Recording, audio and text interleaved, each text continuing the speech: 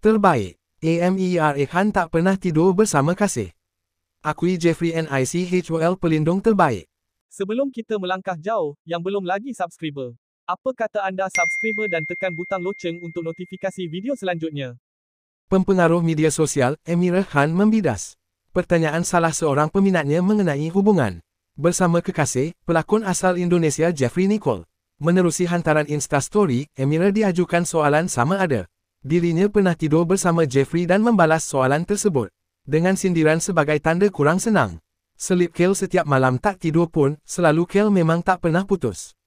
Kak dah tua ni janganlah tanya soalan macam budak yang tiada otak ya, kata Amira pada Ahad. Dalam pada itu, Amira memberitahu Jeffrey seorang lelaki yang sempurna dan merupakan pilihan yang tepat untuk dijadikan bakal suami. Buat saya dia begitu sempurna dan melayan saya dengan baik. Jeffrey tak pernah halang untuk saya jadi diri sendiri. Buatkan saya rasa selesa dan selamat apabila bersamanya. Jeffrey juga utamakan saya dalam pelbagai hal dan sangat memahami.